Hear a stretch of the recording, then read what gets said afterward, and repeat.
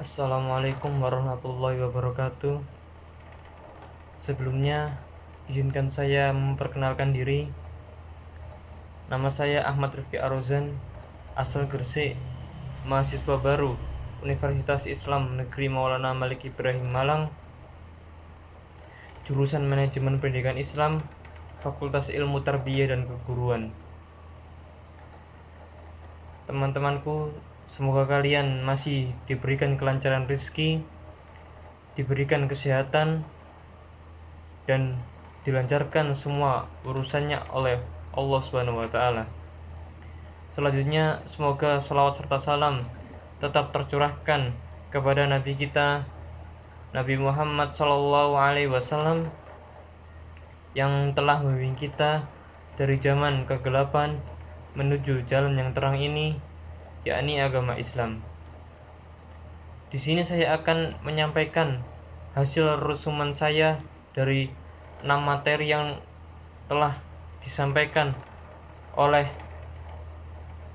rektor dan wakil rektor pada acara PBAK Universitas Islam Negeri Maulana Malik Ibrahim Malang kemarin. Yang pertama yaitu materi pertama, yakni profil, visi dan misi Universitas Islam Negeri Maulana Malik Ibrahim Malang. Perlu kalian ketahui teman-teman, Universitas Islam Negeri Maulana Malik Ibrahim Malang yang sekarang ini itu sejarahnya dimulai dari Fakultas Tarbiyah YIN Sunan Kalijaga, Yogyakarta pada tahun 1961 yang berada di Malang.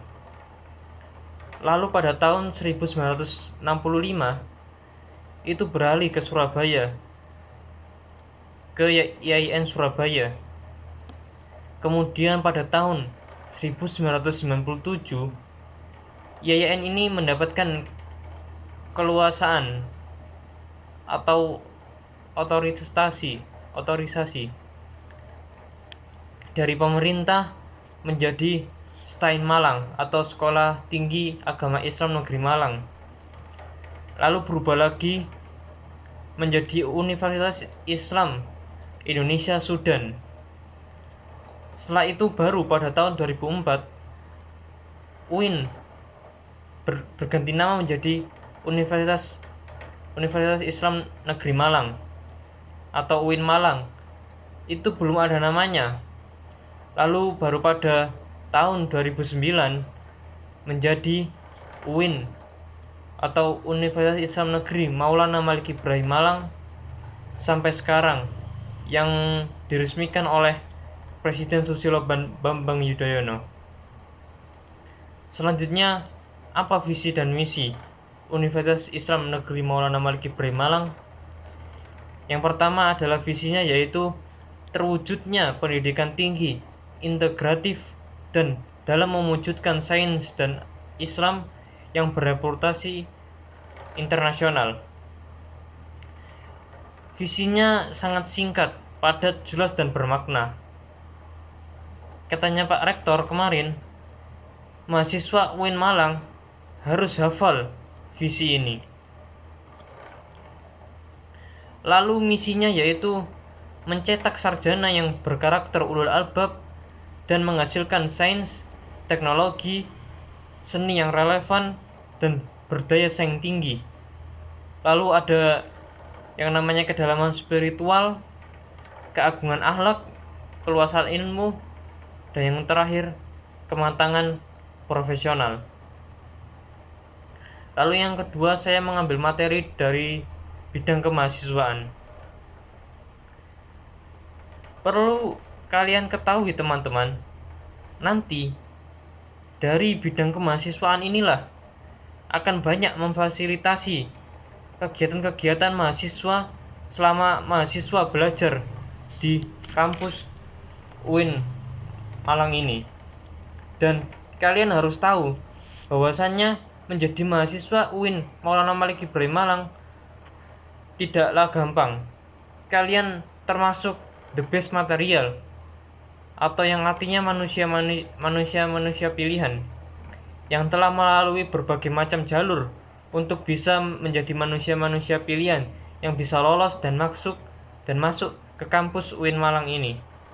Meskipun ya semester ini kita masih laksanakan perkuliahan secara daring atau virtual. Akan tetapi kita semua mengharapkan semuanya segera bisa bertemu di kampus UIN Malang. Untuk sementara katanya wakil rektor, dibayangkan saja kampusnya seperti apa dan bagaimana. Seperti yang kalian lihat pada video profil UIN Malang. Kampus UIN Malang ini terkenal kampus yang sejuk, nyaman, religius, rindang, dan nyaman untuk tempat belajar, mengajak para mahasiswa baru itu untuk mengupayakan diri secara mental, spiritual dalam mengikuti perkuliahan di kampus UIN Maulana Malik Ibrahim Malang. Kampus UIN Maulana Malik Ibrahim Malang tentunya otomatis berbeda dengan kampus-kampus di luar sana, apalagi dengan kampus perguruan tinggi umum. Kalian nantinya akan memperoleh sesuatu yang tidak didapatkan di kampus perguruan tinggi lain. Selanjutnya, mahasiswa UIN Malang harus bisa berpikir ilmiah. Kemampuan berpikir ilmiah pada hakikatnya berpikir yang selalu dilandasi dengan ilmu pengetahuan baik umum maupun ilmu pengetahuan keagamaan. Yang notabene kampus kita UIN Malang adalah kampus keagamaan yang berada di bawah naungan Kementerian Agama Republik Indonesia. Dan inilah suatu hal yang membedakan kampus UIN Malang dengan kampus-kampus yang lain, bahwa kampus ajaran Islam untuk melanjutkan perjuangan Rasulullah SAW. Lalu yang ketiga, yaitu saya mengambil materi yang pertama, yaitu dari DEMA, Dewan Eksekutif Mahasiswa. DEMA merupakan singkatan dari Dewan Eksekutif Mahasiswa, yang merupakan organisasi intrakampus yang merupakan lembaga eksekutif mahasiswa di level universitas, yang memiliki fungsi yang pertama sebagai pelaksana program organisasi kemahasiswaan, dan yang kedua sebagai lembaga yang mengkoordinasi dan menginstruksikan pelaksanaan kegiatan kemahasiswaan di tingkat universitas, yang memiliki tugas yaitu melaksanakan program keorganisasi yang disepakati oleh SEMA atau Senat Mahasiswa Universitas, mengomunikasikan dan menginformasikan kegiatan kemahasiswaan di tingkat universitas, melaksanakan koordinasi dan sinkronisasi kegiatan kemahasiswaan. Lalu saya mengambil materi dari SEMA, yaitu Senat Mahasiswa. Senat Mahasiswa adalah organisasi mahasiswa UIN Malang yang berperan sebagai lembaga legislatif yang mempunyai tugas yaitu mengawasi dan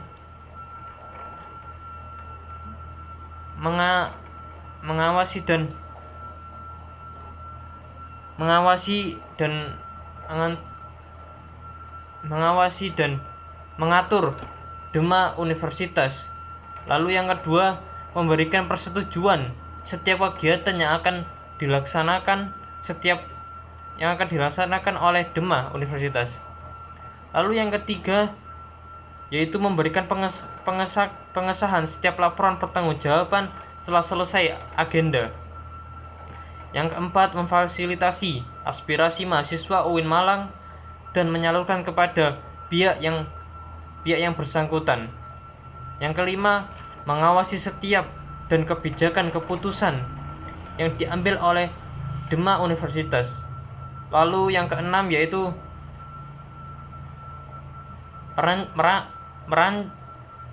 merancang dan menetapkan peraturan organisasi Universitas Islam Negeri Maulana Malik Ibrahim Malang. Lalu yang terakhir, yang ketujuh, yaitu mengesahkan peraturan Demak Universitas. Lalu yang terakhir, kedelapan, menjalin mitra kerja Demak Universitas dalam melaksanakan kebijakan organisasi kemahasiswaan.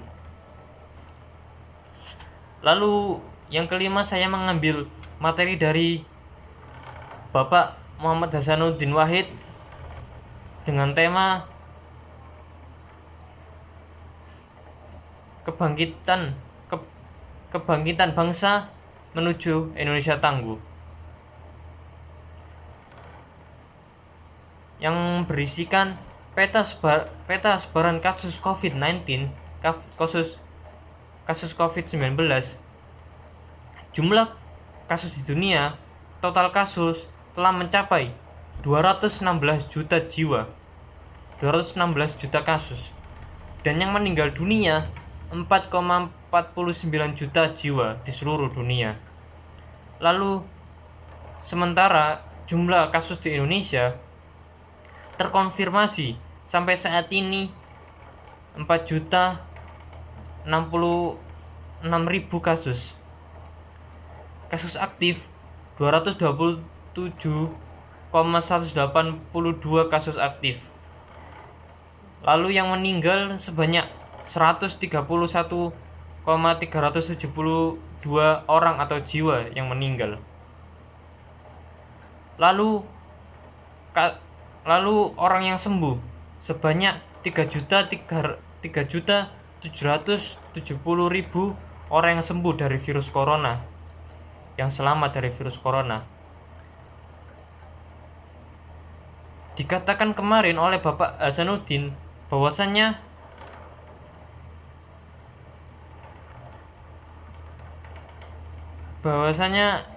kunci mengendalikan pandemi ini ada dua, yaitu yang pertama adalah vaksinasi dipercepat agar semua orang segera mendapatkan herd immunity atau biasa disebut dengan kekebalan tubuh.